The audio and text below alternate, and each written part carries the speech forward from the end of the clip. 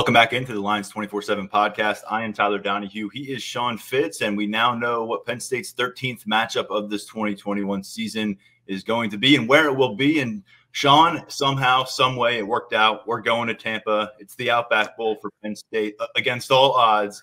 An optimal outcome for the 7-5 Nittany Lions, and a pretty great matchup, all things considered, how this season has gone for Penn State since that second Saturday of October. They get a chance to play the 21st ranked Arkansas Razorbacks out of the SEC, coming in at 8-4, year 2 under head coach Sam Pittman. And see you in Tampa, buddy. Yeah, can't wait. Remarkable year 2 for Sam Pittman there at Arkansas. They do things the way he wants to do it, and that starts with the offensive line. So curious to see how Penn State's defense holds up. Curious to see how Penn State's defense looks without Brent Pry as that coaching carousel continues to spin. But yeah, we're going to Tampa. This is if you've been listening for a while, probably predating you, I've been stumping for the Outback Bowl every single year. It's been 10 years since Penn State's been there last, which it does not seem like that's the case, but always one that I enjoy, always one that has a special place in my heart. Yeah, last appearance back in 2011, they lost to Florida. This will be their 5th appearance overall. They won their first 3 back in 96, 99, and 07. But yeah, a significant gap to get to a bowl where the Big Ten's always involved there. And we'll get to that defensive coordinator search because there are a few moving parts. Penn State is trying to keep staff intact. They're also trying to add to the staff. They're also trying to recruit. There's a transfer portal. There's a lot going on right now. But just taking a quick look, an early look at this matchup, which is still 4 weeks away, Sean. But again, Penn State gets this chance here, regardless of how things went here. They'll get a chance to say they beat 2 ranked SEC opponents in 2021. And you can point to a lot of things and poke holes in the year, but that's a part of the narrative I didn't particularly see as a possibility down the stretch here. And all of a sudden, you got to get through Arkansas to do it. That is not an easy task, but you had that opportunity, and that's something that you can actually sell. Yeah, a couple of teams that started out hot, were pretty much the hot names in each of their conference for a while there, and then hit a 3-game slide after you play Georgia, which is understandable for Arkansas. They also lost to Auburn, so there is a common opponent here. Don't always get that when you play an SEC team. Kept it close against Alabama, then beat Missouri to finish the season. So, I mean, as I said, 8-4, really good year for Pittman, and really they did a nice job of establishing themselves. There were some people that thought they could, eventually dark horse their way into things, and it doesn't usually work out that way in the SEC West. So, but it's cool to see. They've got the second best rushing attack in the SEC. They got KJ Jefferson, who threw for 2,500 yards and ran for another 500, 26 touchdowns to 3 interceptions. So another good matchup with the Penn State secondary. So there's a lot going on. Arkansas's got some players. I mean, they did lose to Auburn, which is obviously, I think people are going to draw that comparison with Penn State, but they got some real players down there. Yeah, and Jefferson, you mentioned those impressive stats and the cumulative touchdown totals. He's one of 4 players on this roster, Sean, who landed somewhere between 490 and 600 rushing yards. So you're not going to look through the box score and see like a 1,000-yard, 1,200-yard back for Arkansas, and you're wondering, okay, where the rushing comes. Go down that stat sheet a bit, and guys got 570 yards, 550 yards, 490 yards. And that includes the quarterback, as you mentioned, KJ Jefferson, 550-plus yards on the ground for his season with just 3 interceptions. You got a great potential wide receiver showcase here. And I know people are saying, are both these guys going to play? The opt-out conversation is always hovering over college football this time of year, unless you're talking about, the college football playoff matchups, really. So Jahan Dotson on one side, 91 catches, almost 1,200 yards, 12 touchdowns for Penn State. And then Arkansas's Treylon Burks, 66 catches, 1,100 yards, 11 touchdowns, not nearly the catch total, but wow, he makes them count. He's pretty close. He's only 80 yards shy in receiving yards with Jahan Dotson while trailing him by 25 receptions. So that should put this Nittany Lions defensive staff on high alert. Yeah, it should. There's, like I said, a lot of playmakers there. You broke down the rushing campaign that they had, and it was funny because I was looking at SEC stats earlier today, and I had to scroll down and scroll down and scroll down for the Arkansas leading rusher at 590 yards or something like that. But they lump him in there, and when you've got Burks on the outside, you've got a potent matchup. And anytime you play a Sam Pittman coach team, whether it's Arkansas, whether it was his Georgia teams, they're going to try and maul you. And that's a very interesting matchup for Penn State's front four. We will see what that looks like, in a couple of weeks, because there's, going to be plenty of speculation in terms of guys with medical, guys potentially opting out to focus on their future. That's college football these days. You're just going to have to deal with it. And I do expect that to take place maybe with both rosters. Yeah, and I'd imagine we'll see some news surface about maybe guys not being available here this week. And then, as we get closer to the bowl and decisions are made. Remember a few years back when they went to the Citrus Bowl, Tommy Stevens showed up and wasn't going to be able to play, and he had just had surgery. There's guys making decisions. Medical evaluations are being done. And then, of course, the plans about, am I opting out? There's not a lot of guys in that boat. But, look, people have their reasoning. We see it every year. You don't always see it coming when a guy sits out of a bowl game. So something you have to keep tabs on both sides, both head coaches, as you would expect during their bowl conference calls on Sunday night, were asked about opt-out possibilities. Each of them said, as of now, they're not aware of any. They're planning on moving forward as usual. So it's very difficult because both these coaches are dealing with a lot of external things with personnel standpoint right now that didn't exist in bowl ramifications until 5 years ago. But that's the way it is in college football, Sean. And the other thing is you can't stop recruiting. And, James Franklin basically snuck in this bowl conference call in between a couple of recruiting visits on Sunday. He was over in Ohio. You saw Kaden Saunders and Drew Allar, who is going to be on the show. We probably should mention on the top of the show, we're having the #1 quarterback in the country as a guest on this podcast episode with the Line 24/7. Maybe it's because we've had him on a few times before. We're used to him hanging around here every once in a while. But Drew Allar coming up 20-plus minutes, breaking down a lot on his Penn State recruitment and what comes next as we're closing in on signing day. But so you've got Franklin roaming around Ohio, checking in on his top commits here, working to get them and their families comfortable to put pen to paper very soon. He's also, as he said, making calls and taking calls from people and about people. I love that line because I think it sums up exactly what he's trying to do right now. I mean, there's a lot going on in a very, very small circle, and there's not much getting out for those looking for a play-by-play of the defensive coordinator job. You're not going to get it with James Franklin. That's just kind of how it's worked out. And it's interesting because you've got many moving parts here because we talked about those guys like Jim Knowles and Elijah Robinson last week, but there's NFL interest. There's guys that, he's looking, James Franklin said he's looking for the head coach of the defense, which is kind of the line that brought Joe Moorhead to play. So there's a lot of different ways that he could go with that. And on top of that, you got to figure out your own staff because Brent Pry's gone. There's a linebacker coach opening. John Scott obviously has been tied to Brent Pry.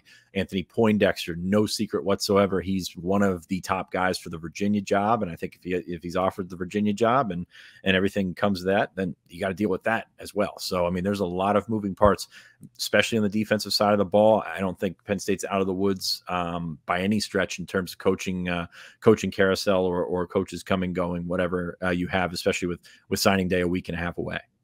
Yeah, the news just surfaced right before we started recording that Miami has officially made a head coach move. So, those things continue to pile up. And with so many staffs in flux, as James Franklin referenced on Sunday night, there's a lot of competition for specific guys. And not all those guys, some of those guys, I should say, were busy competing and coaching in conference championships this last weekend.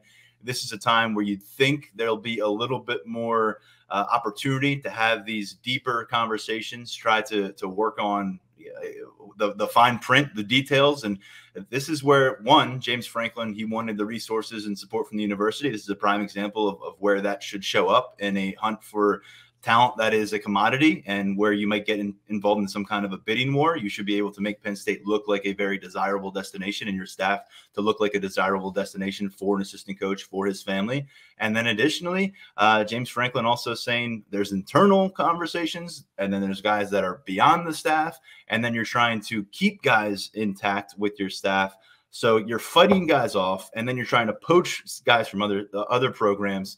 It is enough to get tangled up. And I'm sure right now, James Franklin, I'm not really sure how you keep that narrow focus, because then you got to knock on the door and have a 2-hour dinner with your QB recruit and his family and put on that show. So there is a lot in play right now.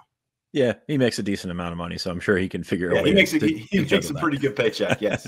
But yeah, that definitely makes sense. And like you said, I mean, these things can turn on a dime, as we said with Poindexter. I mean, maybe that's the situation. I mean, this is one we were talking about. I think I kind of speculated on it early last week with the expectation that Bronco Mendenhall would probably be there for another year. And then he turns around, I think, on Wednesday and steps down. That's how fast this stuff can turn.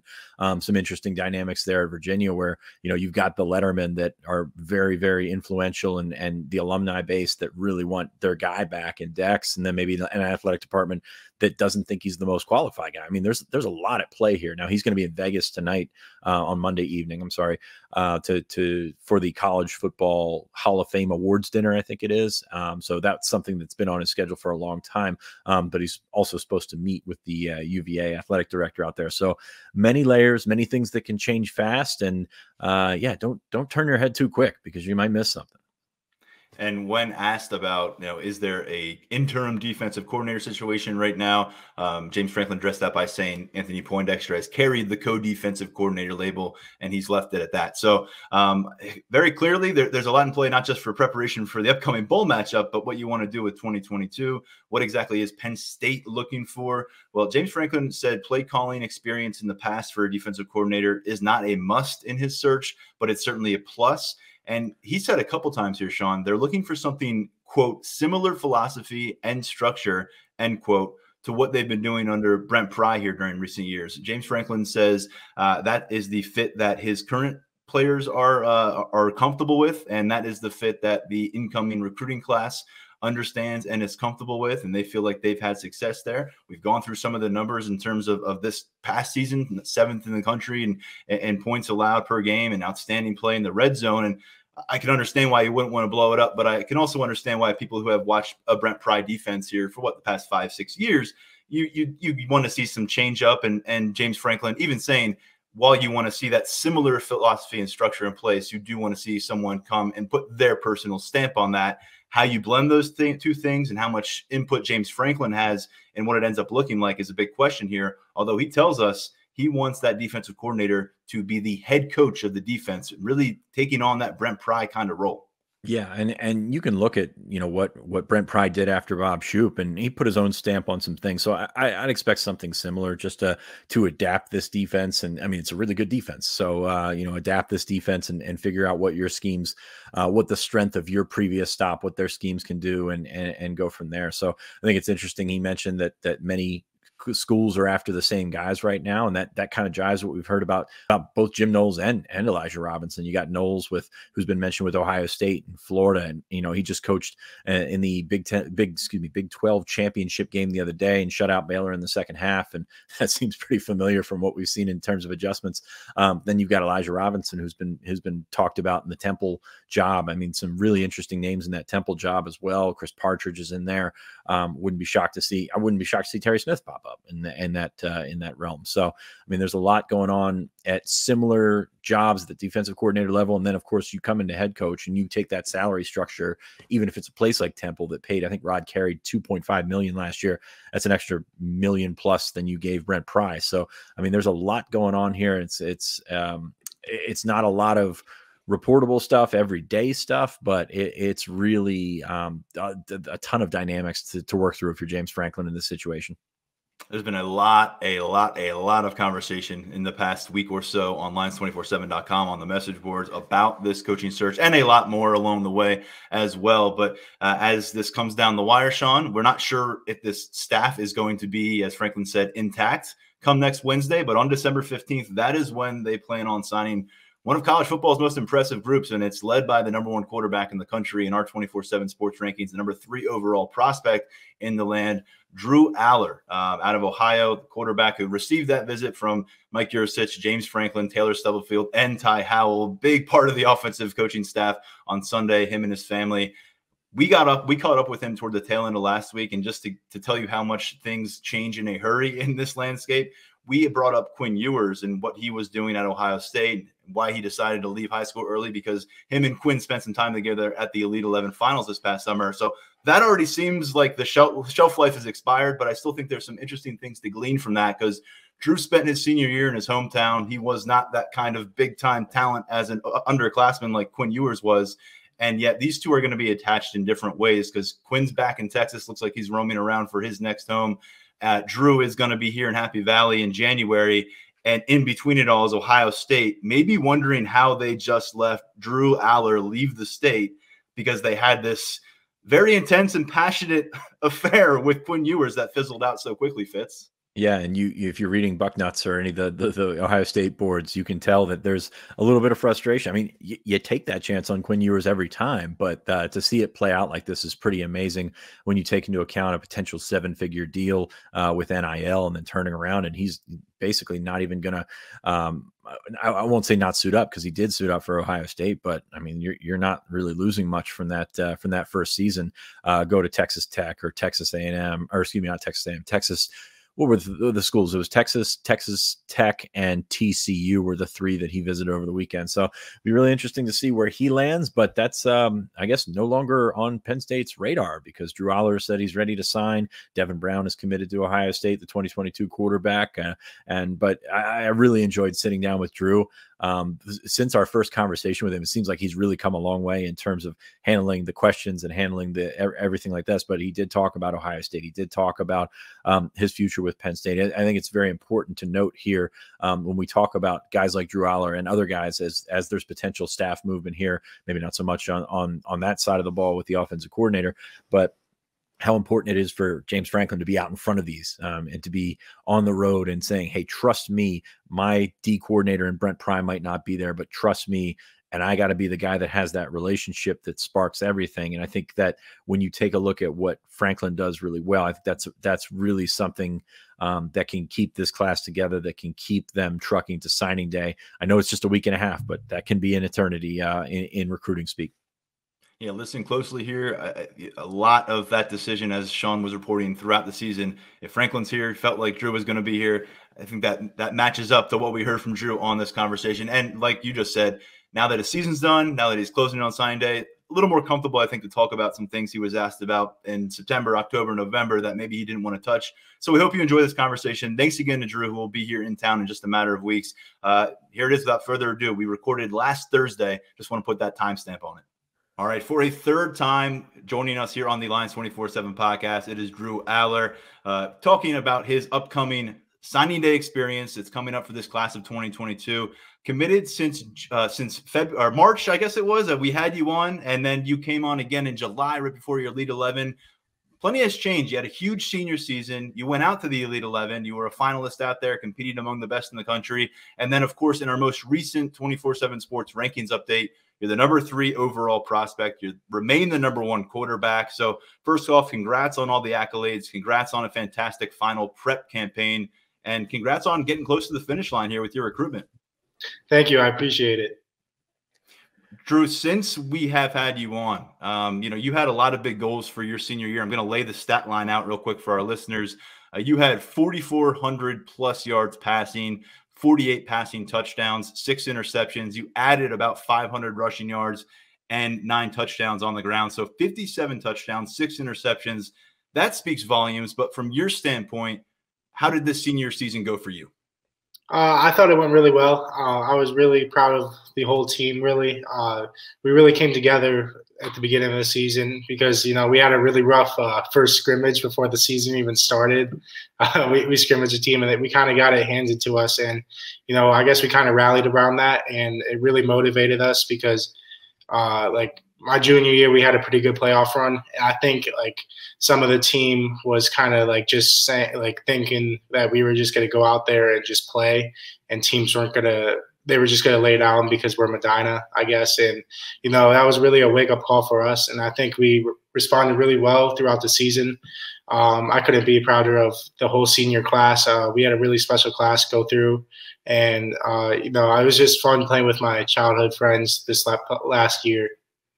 Drew, I know you're going to focus on the team, but what did you improve upon the most? What do you think were the biggest things in front of you that you had to improve upon? Do you think you accomplished those little improvement increments and those goals? And how far did you come from your junior season to your senior season? Yeah, I think my biggest goal going into the season was taking on more of a vocal leadership role throughout the team, and I felt like I did a pretty good job with that. Me and the captains, I thought we were all really good with that. It was really a player-led team this year, which it's been different from the past year. So I'm really proud of that accomplishment. And then I think just my efficiency on offense, I took what the defense gave me. I didn't try to force too many deep shots this year like I did last year. and that really helped me get the ball moving offensively for us, and it also boosted my completion percentage. So, I think that was my biggest goal coming into this year was have a better completion percentage and just be very efficient offensively. How did opponents approach you differently here going into the season with a bullseye on your back, the guy who's rising up the national rankings, the Penn State commit, compared to where you were last year, not on that major Power 5 radar yet? Did you notice it from the defenses, the way they approached you during the game, not just from a schematic standpoint, but maybe trying to get in your head? I mean, I think there was a little bit of that, but I don't really worry about that during the game, or I try not to worry about it during the game. But schematically, it was a little bit more of basically prevent defense throughout the year. I don't think we only saw like one team that brought consistently 4 or 5 people throughout the game. Other than that, people were dropping 8 into coverage, and we even had a team drop 9 into coverage the whole game. So it was definitely different defenses that we weren't really sure what we were going to get going into the game. And as soon as that first drive hit, that's what we were going to see throughout the game. So it was kind of hard for us to plan offensively, just trying to guess what we were going to see defensively from other teams defensively. But I think it was just teams trying to make us take underneath routes and move it down the field in like 10-play drives instead of getting a couple big chunk plays and scoring pretty fast. Drew, you made a splash on national television playing on ESPN earlier this year, threw 4 touchdown passes. It seemed like you kind of hit a zone in September and then didn't come out of it. How long did you spend just playing your most confident ball, being in that zone? And what is that like when you're out there and it's all clicking? Yeah, that was a really fun period, just especially as a team, because I felt like that's when we really rallied together. Week 4, I'd say, is when we hit our stride against Stowe. Offensively, we threw for like 500 yards, and then the next week we went out and threw for 400 more. So that was really a credit to the offensive line and receivers just making plays downfield for us. And I think from week 4 really to week 13, I'd say, is when we really hit our best stride, just being really efficient offensively and not getting flustered when there was times we faced adversity throughout the season, but I think we did a really good job of not letting that get to our heads and then just bouncing back the next drive. Week 4 through week 13 is a heck of a stride to hit. Yeah. What was your best moment this year? What do you think? I don't know. I think playing on ESPN was pretty cool, just because that's kind of like a once in a lifetime opportunity for high schoolers. That's a game I'll never really forget, especially the team we played. We hadn't beat before on varsity level, so that was our first victory against them. And then I'd say the other one was just making our playoff run again. Obviously, it didn't go well last game for us, but it was a really special group, and it was a super fun team to be a part of. What was the dialogue like between you and the Penn State coaching staff, particularly Mike Yursich, over the course of your senior season? And was it was there a weekly analysis from the previous game, any kind of capacity, critiquing, complimenting your body of work from that game that you had just played? It was more of just complimenting, I guess. I'm not really sure how much they dove into it, because obviously they were really busy throughout their season. But they wanted all of the commits to send them weekly highlight films and just give them updates. And I'd say I talked to Coach Yursich and Coach Franklin probably once or twice a week. Obviously they were really focused on their season, and they knew I was focused on my season. So we both had that common goal, just to go into each week and try to go 1-0. What'd you think of the job they did this season? Obviously, Penn State 7-5, not the record that they set out for. But you did see, I think, marked improvement with Sean Clifford and the way that he played as a quarterback. What was your assessment of the season for Penn State this year? First off, I think their record, they were a lot better team than what their record showed. I think they lost their 5 games by combined 23 points, which is pretty crazy. Obviously, there was a lot of injuries, which is unfortunate, but it's a part of the game. But I thought it was really cool just seeing Sean play really well this year and battle through a lot of injuries. And I think that's just a testament to his character and his leadership, really. And it was just a fun team to watch play this year, offensively and defensively. We have seen Sean play a lot of quarterback for Penn State. The next start in the bowl game will be his 33rd start here, Drew.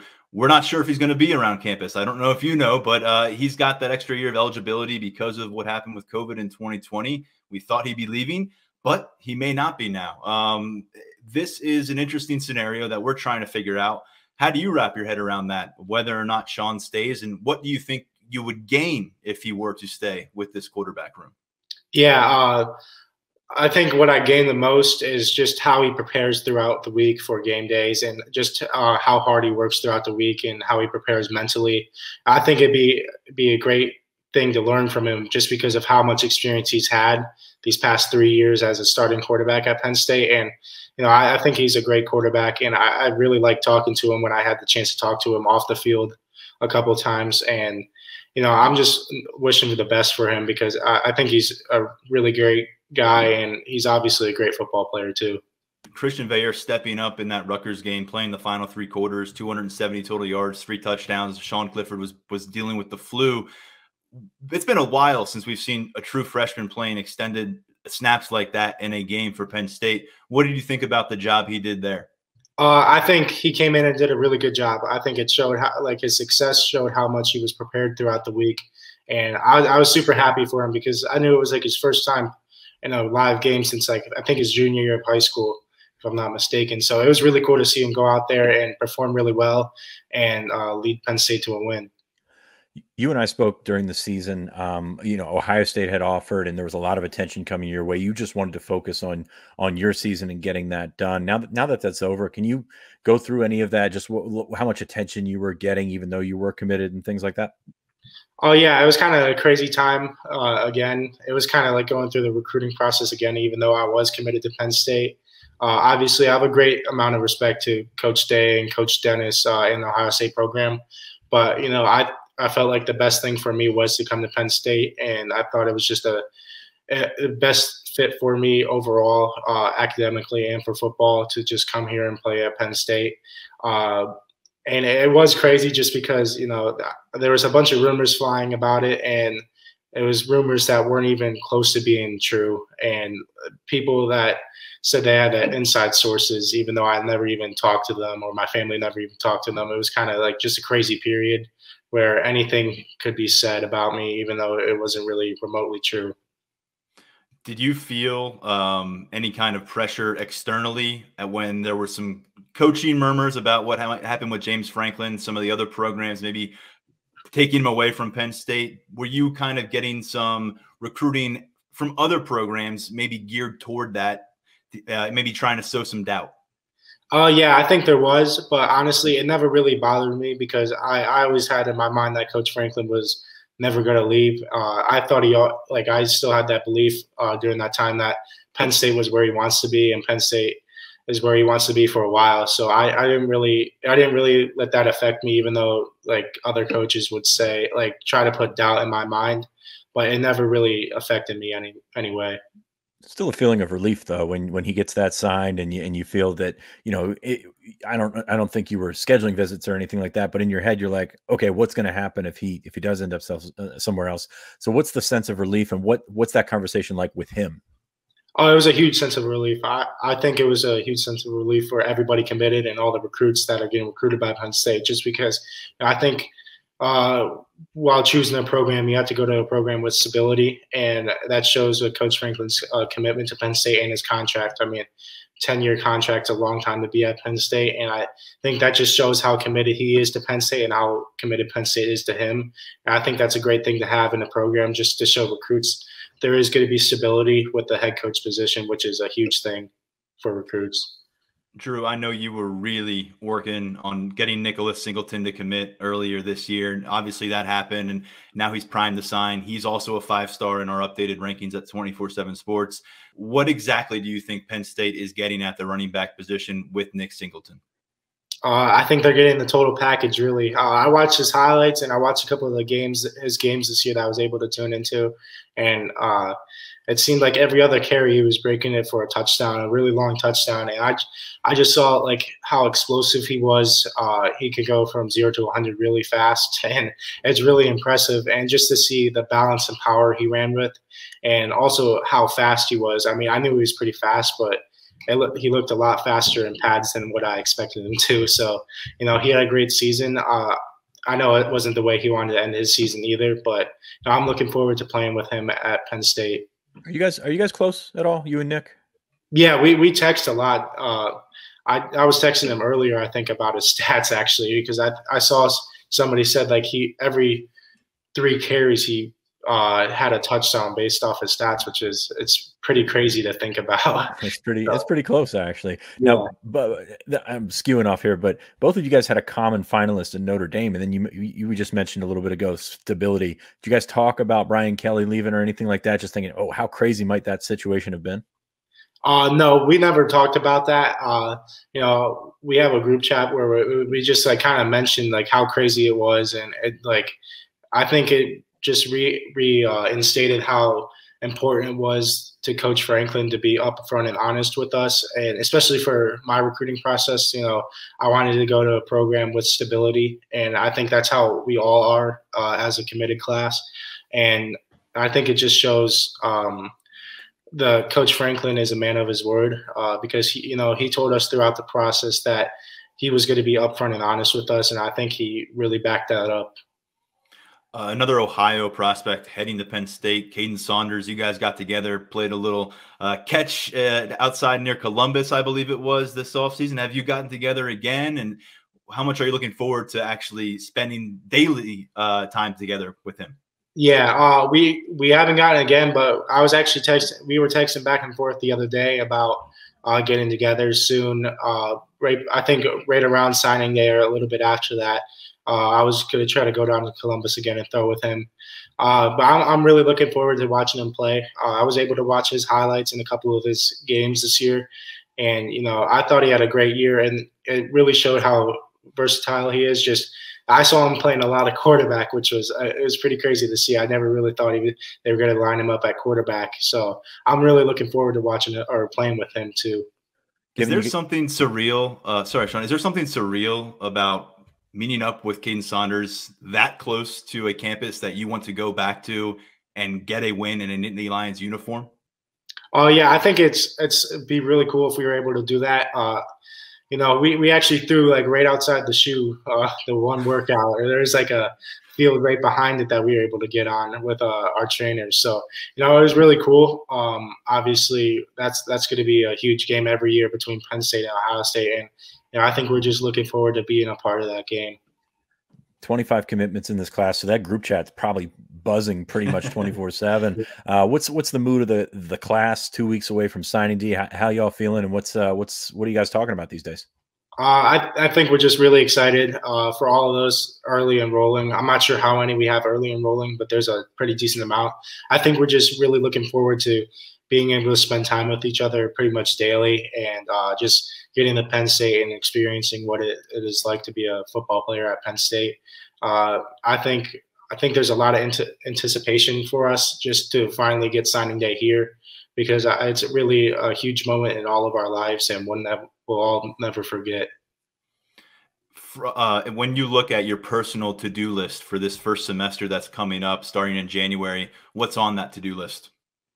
I'd say just go in with a positive attitude and just put my head down and work in the classroom and in the weight room, and try to just soak in all the information I can from Coach Ursich and Coach Franklin and the whole staff, and then handle my business in the classroom. I'm not really sure what I want to major in yet, so hopefully I can figure that out by the end of the first semester I'm there. So I'm just looking forward to everything that Penn State has to offer. Every freshman wants to come into play. Obviously, that doesn't work out for everybody, but you're in a pretty special situation here as one of the top quarterbacks in the country. What do you have to accomplish between now and August that you think you can hit the field and potentially challenge for the starting job, do whatever you have to do to get on the field?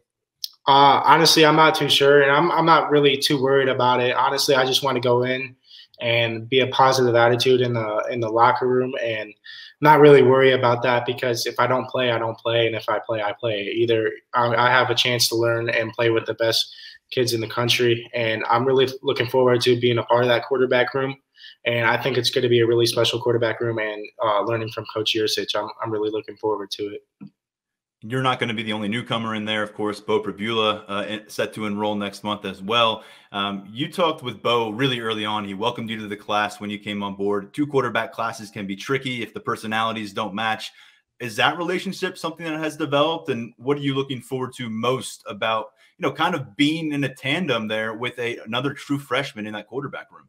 Yeah, I'm really looking forward to it. I really like Bo, and I think we formed a pretty good friendship over the past couple months. And I watched his highlights, and his team had a great year. I thought he had a really great season, and it was really impressive to watch his highlights. I thought he did a great job with his crew, and I'm just really looking forward to spending time with him because I think he's going to be a great teammate, and we're going to push each other really hard, and just as all the other quarterbacks will in the room. Did you get paired with a roommate yet for January? No, we haven't. Okay. So I know you follow recruiting, at a certain level here, but when you see the tweet come across, the rankings come across, number 3 player in the country, number 1 quarterback, what's the reaction? I mean, knowing where you were at this time last year, what's the reaction seeing all that stuff?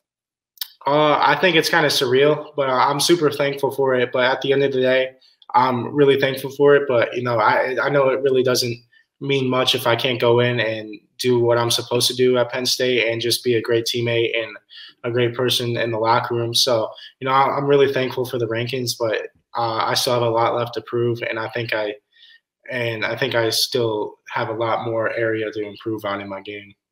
I think you've picked up on this now, but blue chip quarterbacks get a lot of attention. And if you succeed, the spotlight will find you. With that said, NIL and the way that's impacting quarterbacks across the country, are you developing a game plan? And if so, who are those conversations with? I'm curious because it's really a case-by-case basis on whether players are going pretty far down that road or if they're trying to be standoffish. Yeah, I actually talked to my parents about it. We've had a couple conversations, but I think for my benefit, like what I want to do is just go in and get set up at Penn State and not really worry about that. I think I just have to handle my business in the classroom and in the weight room, and then all of that stuff will come over time. So I'm not really too worried about it, but if opportunities do present itself, it's going to be a really cool experience for everybody. And but that's just my mindset going into it. I'm not going to really focus on it because I feel if I focus on that too much, I'll lose focus on what I'm really supposed to do at Penn State, and that's to perform in the on the field and in the classroom. Drew, you spent a few days with Quinn Ewers out in Southern California for Elite 11. He ends up pretty soon after that signing a 6-figure plus deal before his first college snap, and then ends up pulling the plug on his high school career a season ahead of time. Did you have any conversation with him? I don't know if you guys developed any kind of contact there, but when you saw him move on to Ohio State and you're sitting there getting ready for your senior high school season, what was going through your head? I was super happy for him. I was able to talk to him a little bit at Elite 11, and he was a really good kid to talk to. I mean, I know like he gets a lot of attention around him, but they don't really cover the side of him that's not when he's not playing football. And I think he was just a great person to be around, and I think like a lot of people at Elite 11 really gravitated towards him and just his energy and attitude. But I was super happy for him when he made that decision because obviously everybody was going to have an opinion on it if he shouldn't have gone or he should have stayed or he should have gone to Ohio State. But, I think he did what he thought was best for him. And at the end of the day, that's what you have to do. Drew, you got 25 commits in this class, and obviously a lot of you guys signing in a couple of weeks, but it looks like you haven't slowed down in terms of recruiting. I know I see some tweets going out the last couple of days to 2022 prospects. What are you guys looking to do to close out this class? I think we're just looking to add a couple more kids that will really benefit us. And, I think a couple of us are kind of started recruiting younger kids too, or kids in the 23 class. So I think we're just really looking forward to seeing if we add anybody else and whoever ends up committing to the 23 class too. I think that class is going to be really good too. So I'm looking forward to seeing who they add. Drew, can you take us inside the personality of this recruiting class just a bit for our listeners? When something needs to be said and there's maybe an awkward moment, and who is the guy that breaks the ice? Who's the guy that steps up and says something? Maybe it's a few guys. Who are they? I'd say it's a few guys. I'd say it's Zane, Ken, Jerry, and Kaden, really. I think those are the four kids that are the most outspoken.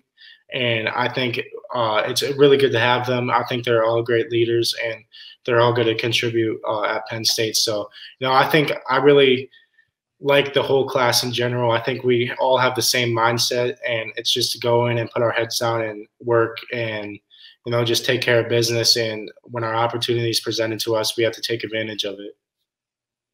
Drew, did you see yourself here at this time last year? I know we kind of covered this earlier, but man, it's been quite a ride. Do you ever take time to reflect on that and think where you've been, what you went through with COVID and having to, essentially miss camps, miss visits and all this stuff, but just sort of reminiscing on your entire recruiting process? What's this ride been like?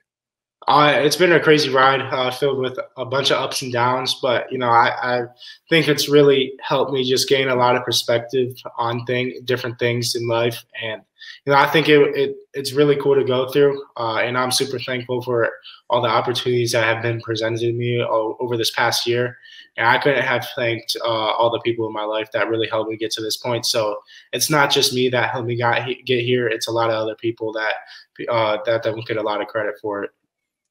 Drew, we're going to spend the next few years dissecting your college football career. What do the next few weeks look like for you? Saying goodbye to the hometown, saying goodbye to the high school. You got some celebrations lined up? Not too much. I'm kind of laid back, but I got a couple of finals coming up that I'm going to need to take. So kind of just preparing for those and studying for those. Other than that, I'm just trying to spend as much time as I can with all my friends and family and just trying to soak it all in before I go to San Antonio and then Penn State. That's right. You got the All-American game, All-American Bowl coming up down in Texas. I think that 24/7 Sports will be on hand quite a bit to get a longer look at you before you head our way here to Happy Valley. Drew, we really appreciate it, man. It's been great having you on during the course of this year. What a year it has been for you, and we'll see you in person pretty soon up here at Penn State. All right. Thank you for having me. Once again, great stuff from Drew. That was appearance number 3 here on the Lions 24/7 podcast. And in just a matter of a month or so, he will be in that room with Mike Yurcich, pushing for an opportunity as a true freshman. And just a few takeaways, Sean, because when you get a chance to have QB1 in our 24/7 sports rankings on a show, you got to dissect it just a little bit. And from a Penn State perspective, you mentioned this going into the interview, you've got to appreciate the loyalty here. James Franklin and that stability in the contract, a huge component. But this is a young man who, as the winter turned into spring and eventually summer, he had everyone's attention across college football, and he stuck with that early commitment. Grand scheme of things, he blew up in January, committed in March, and continued to blow up. And there really wasn't much of a doubt as long as Franklin was sticking around, aka Mike Yurcich as well.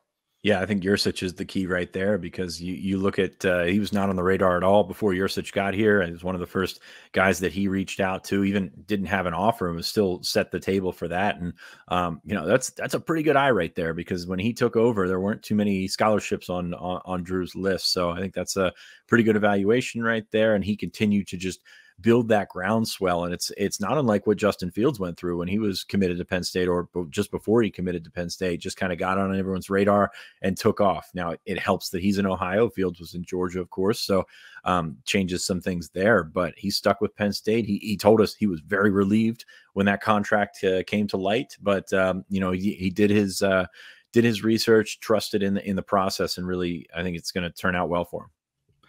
He said all the right things. I think we come to expect that from Drew, and that bodes well for his future as maybe a face of the franchise kind of quarterback. But there are some tricky dynamics he's going to encounter. One is whether Sean Clifford will be in that room as an active member of the roster in January. And 2 is he is part of a 2-quarterback class, and those things turn messy. It seems like Drew and Bo have really formed that relationship, but there are some interesting things in play here. I don't know what Taquan Roberson's status is going to be moving beyond the Outback Bowl and through this bowl week preparation. We know Christian Veilleux is feeling pretty good about how his season ended, and so is the staff.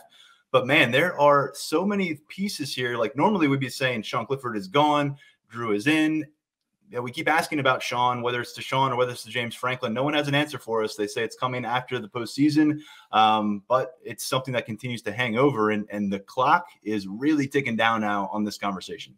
Yeah, I mean, there's whispers that you would lean more toward Clifford coming back next year, which we can break down exceedingly in exceedingly long terms in January.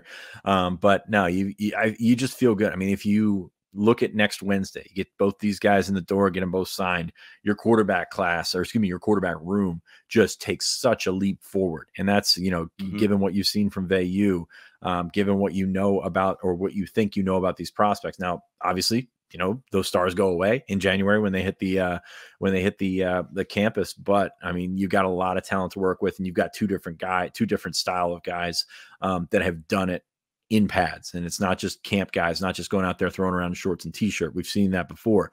These guys have done it in pads. They've been extremely productive, and they've been winners. And that's really something that you look at and say, okay, this quarterback room has the potential to take a giant step forward. Don't know if it all shows up on the field in 2022, but you're feeling really good about the direction that it's going in. And it's more, it'll be, I hesitate to say more stable, because the quarterback room is never really stable, because with the transfer portal, everybody can get out and go whenever they want. But it's more talented. It's going to be more, there's more potential in there than I think there's ever been in a James Franklin quarterback room at Penn State.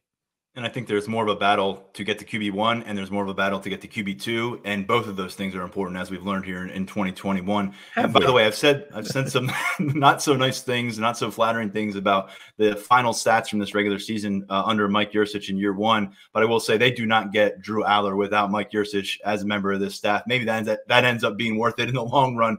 But I will tell you this: what happens next, though? I mean, that's really going to ultimately determine what Mike Yurcich means to this program, because he's going to have Drew. He's going to be in the incubator with him. I'm excited to see what comes out the other side in August when we get a look at this team. Even in April, hopefully in Beaver Stadium, it is a dynamic here. Sean, I know you covered when they signed Christian Hackenberg. So maybe there's some similarities. There was a different time for the program, different moment for the program, but it just feels like when we get a chance to see him on the field this spring, it's going to be a different vibe around Beaver Stadium if he goes and does some special moments. Yeah, and you look at when they've brought in highly ranked quarterbacks in the past, there haven't been as much around them. When Hack came in, I think it was Steven Bench and Tyler, who I'm already forgetting the JUCO's name that ended up at Louisville. There's a lot going. Tyler Ferguson, excuse me.